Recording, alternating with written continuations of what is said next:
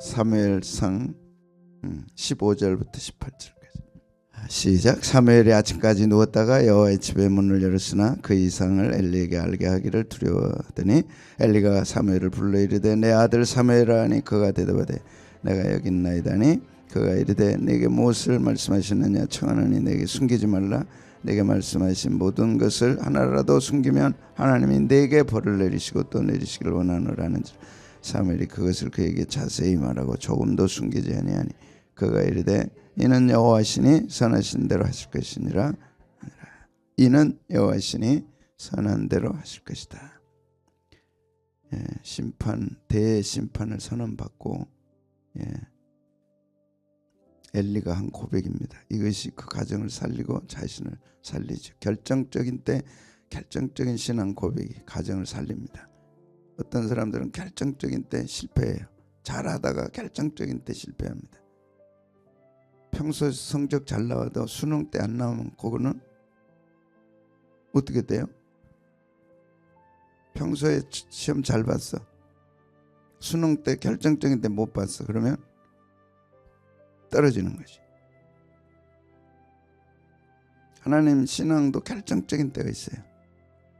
너희가 나를 누구라 하느냐.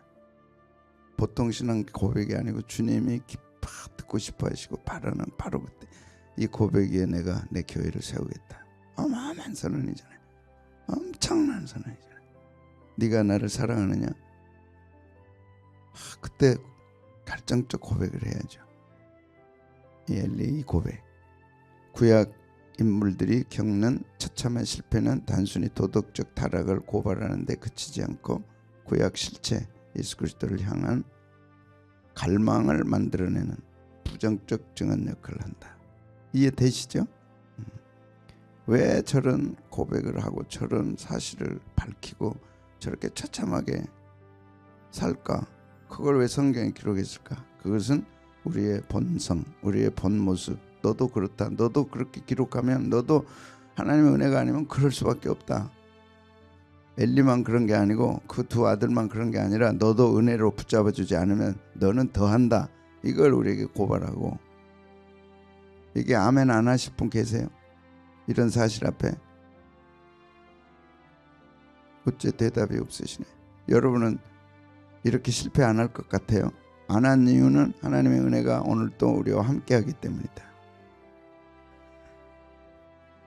내가 잘나서가 아니고.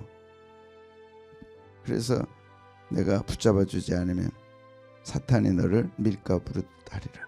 그리고 그렇게 하잖아요. 예수님을 베드로가 저주하리라고 누가 상상이나 했어요. 모른다고 저주하니라. 그리고 예수님을 엘리 가문의 심판은 인간 제사장의 부패를 통해 이 귀한 거 짐승의 피와 인간의 중보자로는 결코 죄 문제를 해결할 수 없다. 구약의 제사와 구약의 제사장으로는 절대 구원받을 수가 없다는 걸 엘리 가문을 통해 처참하게 부서뜨리는 거죠. 그래, 엘리 가문이 이렇게 쓰임 받은 것이 안타깝지만 그래도 성경에 기록돼서 오늘 우리에게 도전하고 가르쳐주는 그 사명은 하는 거죠. 누군가는 해야 되는데 엘리 가문이 한 거죠. 그런데 그것에 대해서 원망하지 않고 불평하지 않고 엘리가 뭐라 그래요? 여호와는 여호와시다. 여호와는 선하시다. 선한 대로 하실 것이다.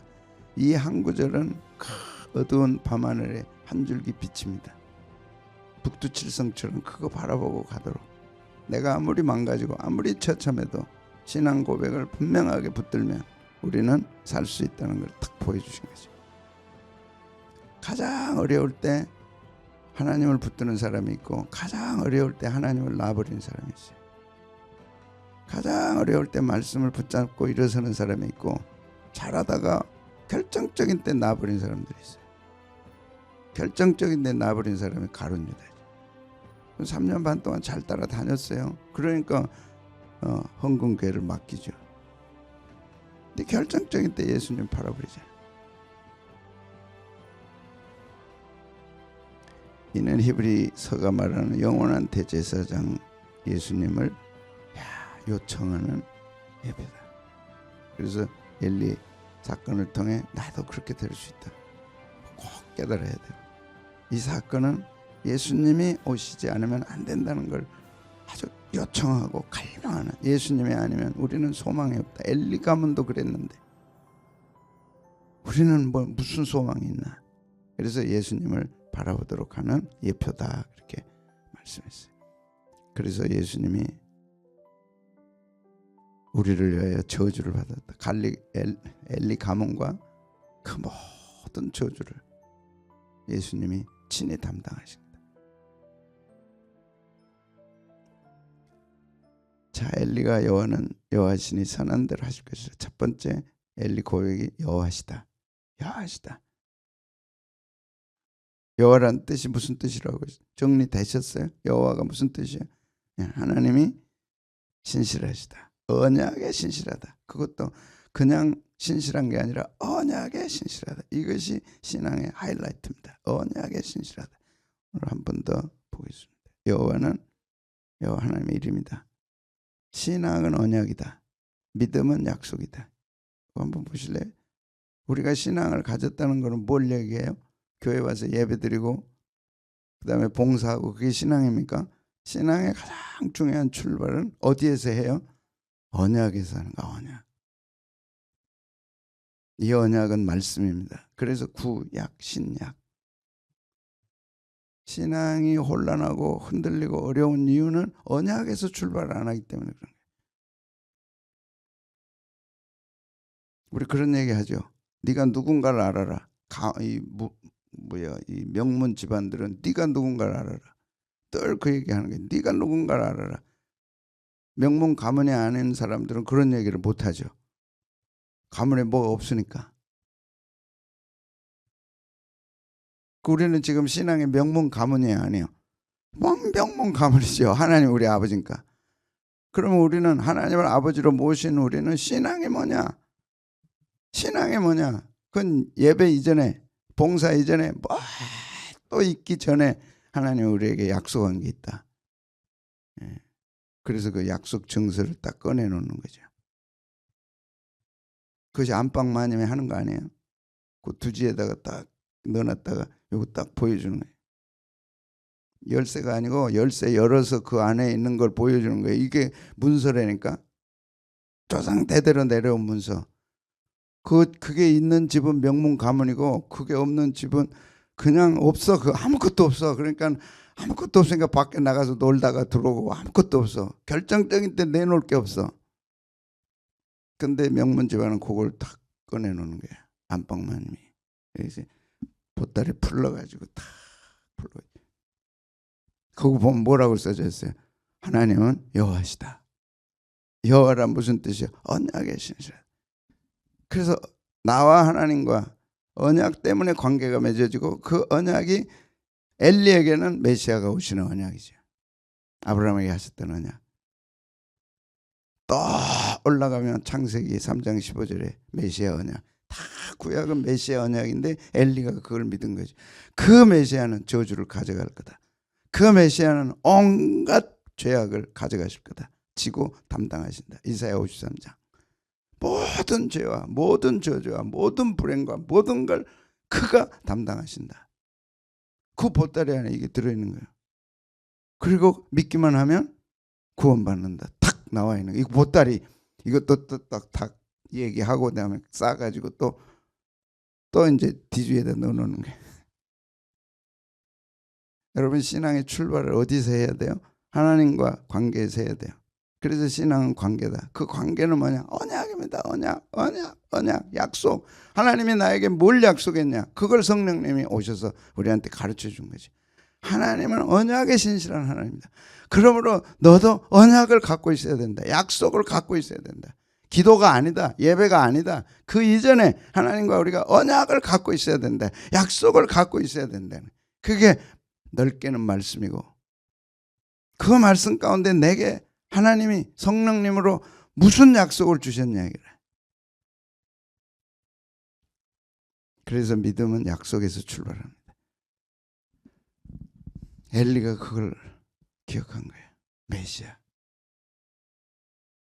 오시마 하신 분이 오실 거고, 그분은 우리 가문의 저주를 가져가신다. 그러니까 우리는 저주받아 마땅하나 누가 대신 저주를 담당했어요? 메시아가, 예수님이. 그러니까 저주 있어요, 없어요? 근데 왜 얼굴들은 그래요?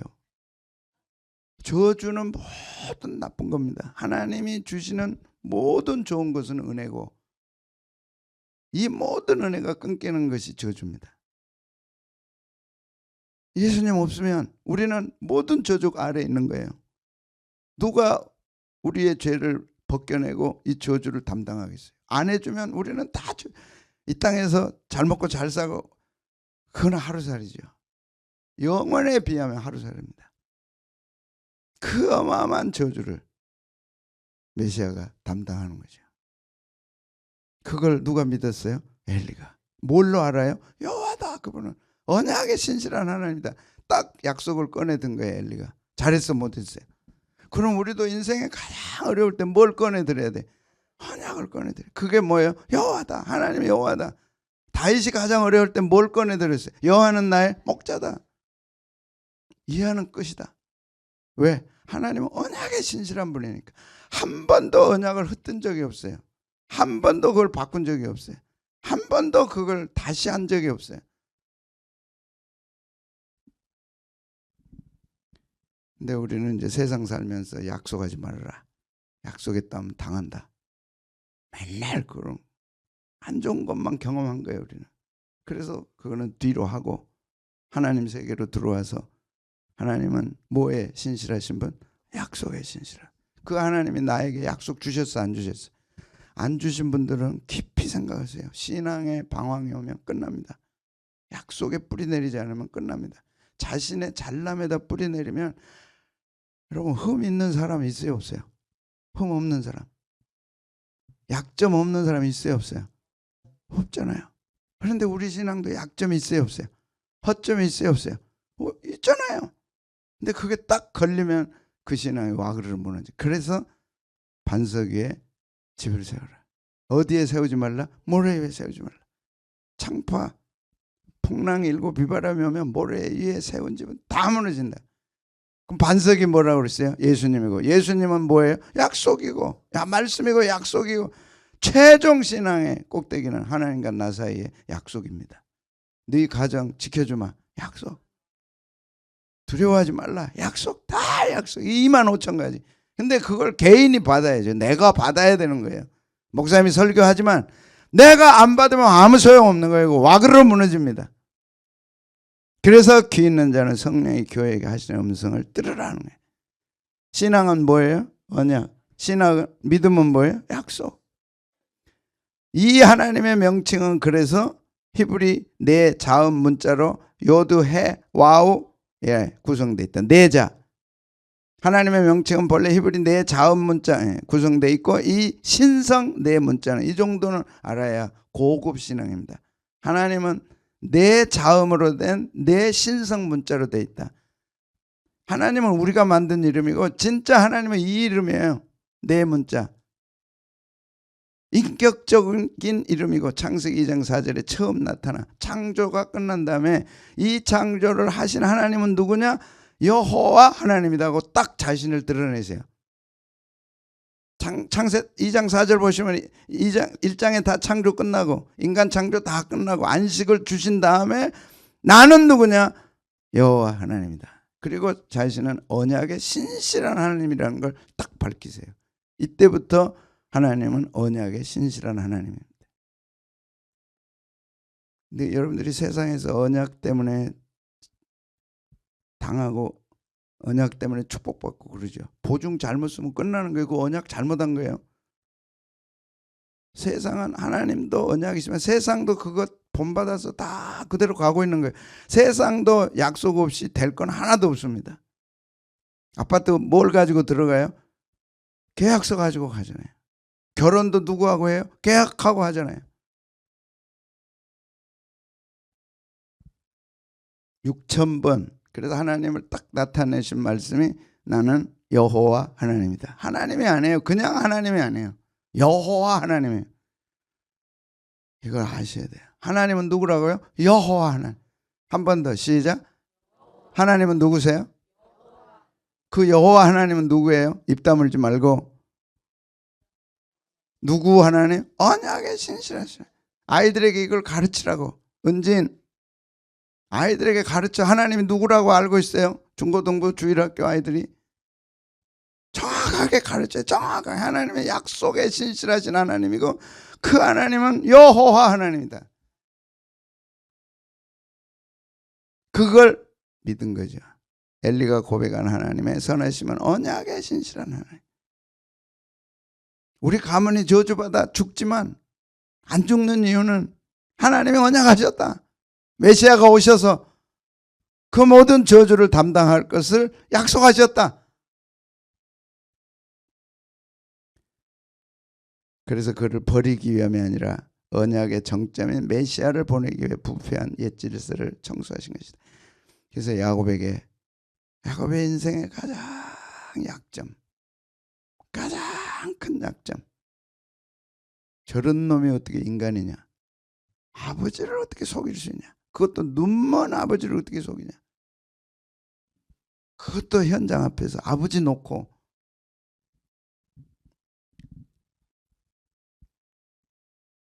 그런데 하나님이 그날 찾아오신 거예요. 그리고 자신을 뭐라고 얘기하세요? 네가 약점에 사로잡히지 말라. 약점 붙잡지 말라. 약점에 눌리지 말라. 약점에 억압되지 말라. 약점에 끌려가지 말라. 네 결정적 실수에 끌려가지 말라. 나는 그거 안 본다. 하나님의 말씀은 뭐예요? 나는 여호와다. 네 할아버지한테 약속한 거, 네 아버지에게 약속한 거, 나는 너에게 약속한다. 네의 어떠함에 상관없이 나는 할아버지에게 약속하고 아버지에 약속한 것을 너에게도 약속한다. 나는 그런 여호와 누구라고? 하나님. 여러분 인생의 가장 약점, 그게 엘리의 이 부분 아닙니까? 야곱의 가장 약점 이 부분 아니에요?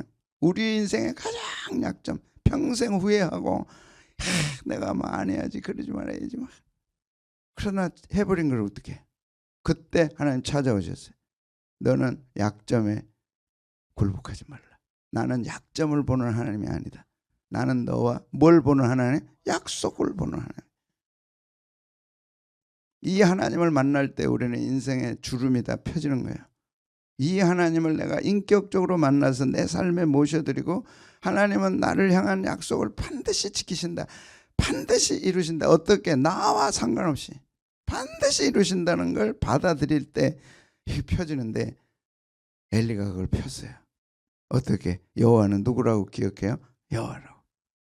그분은 어떤 분이라고? 선하신 분이에요. 그래서 신앙은 고백으로 풀립니다. 행위로 풀리는 게 아니라 신앙은 고백으로 풀리는 거예요. 이 고백이 깨달아지면 그 자리에 무릎 꿇으세요. 여러분 3일 4일 금식하세요. 그리고 그걸 새겨요. 3, 4일 그냥 돌에다 새기듯이 그냥 새겨. 철판에다 새기듯이 새겨. 그래도 그건 없어지니까 그러지 말고 신비에 새겨라. 명확하게 새겨라. 이런 사람은 흔들리지 않는다.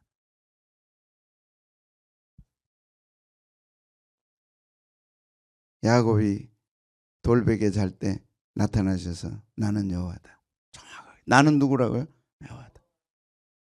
엘리가 뭐라고 고백해요?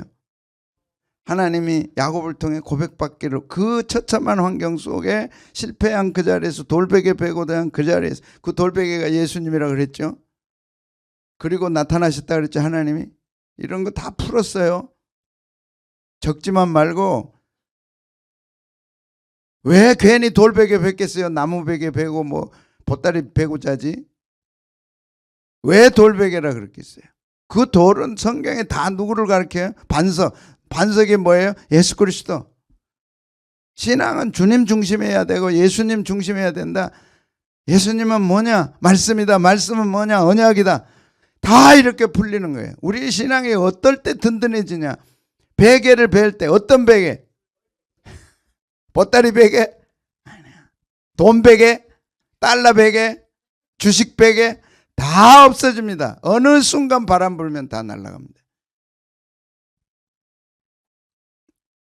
그때 다 승리했던 신앙의 사람들은 다 언약을 베고 잔 거예요. 나는 여호와다. 그때 나타나신 거예요. 아브라함의 하나님, 이삭의 하나님, 누워있는 땅을 너와 내 자손에게 주리라. 내가 너와 함께하리라.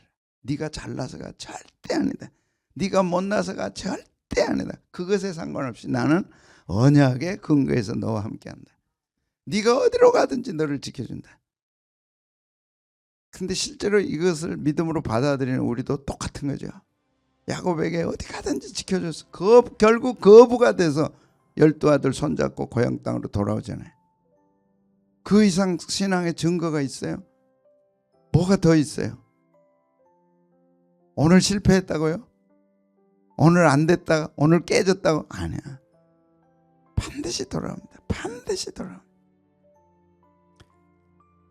내가 내게 허락한 것을 다 이루기까지 너를 떠나지 않으리라. 다 이루기까지. 이룰 걸 믿습니까? 그럼 얼굴을 펴줘야 되잖아요. 누가 말해도 하나님은 여호와입니다. 누가 말해도 하나님 우리 가정의 여호와입니다. 이거 붙잡는 거예요. 꽁꽁꽁 붙잡는 거예요. 야곱이 잠이 깨어 이르되 여호와께서 과연 여기 계시구나. 내가 알지 못했다. 이거 붙잡고 이제 바단-아람으로 갑니다. 삼촌 집으로 갑니다. 그 지독한 삼촌 밑에서 하나님의 약속을 이루세요. 12아들 거부가 돼서 돌아옵니다. 하는 것마다 잘 됐어요. 야곱이 잘나서 아니요. 하나님의 약속 때문에. 우리는 그 신앙을 받은 사람들입니다. 아브라함에게도 하나님이 약속을 주셨어요.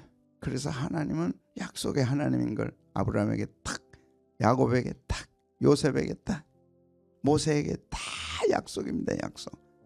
그리고 그걸 어떻게 지키시는가를 보여주는 거예요. 우리에게. 그러면 우리도 엘리 같은 우리도, 야곱 같은 우리도 거기서 가슴을 치고 기뻐하고 즐거워하고.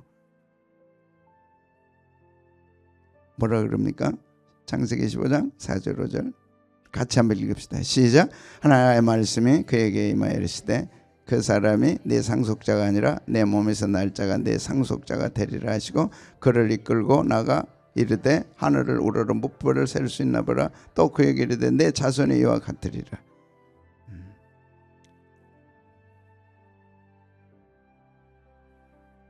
이 앞부분에 여호와시다. 나는 여호와시다 하고 자신을 밝힙니다.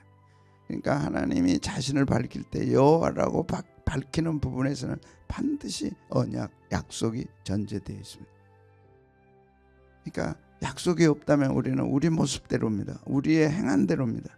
근데 그걸 약속으로 덮으시는 거예요. 내 행한 대로가 아니고 내 모습대로가 아니고 그걸 하나님의 말씀으로 덮으시는 거예요. 그 험악한 우리 몰골, 꼴, 도저히 어떻게 할 수 없는 엘리 집안 같은 우리를 약속으로 덮어서 거룩하게 하시는 거예요. 우리를. 무엇 때문에 거룩해요? 약속 때문에.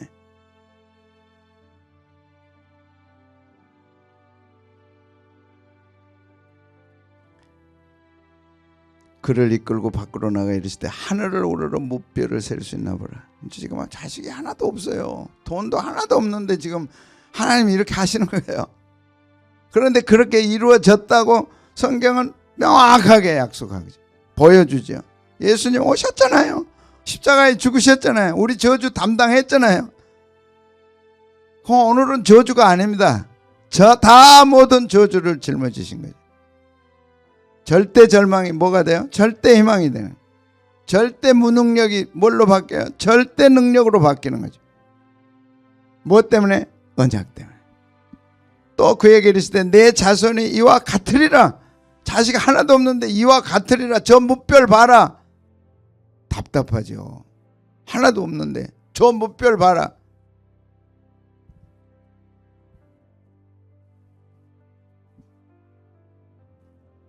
그런데 로마서에 보니까 바랄 수 없는 중에 바라고 믿었고 내 후손도 이와 같으리라 말씀하신 대로 많은 민족의 조상이 되려 하심이라.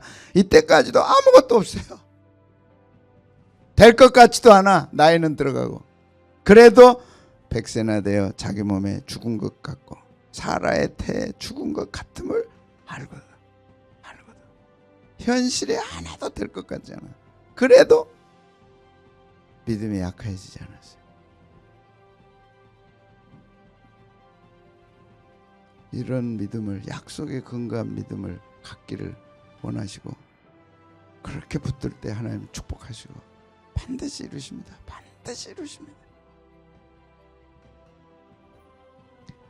믿음이 약해지지 않고, 믿음이 없어 하나님의 약속을 의심하지 않고, 믿음이 견고해져서 하나님께 영광을 돌리고. 어떻게 하라고요? 더 견고해져라. 안 될수록 더 견고해져라.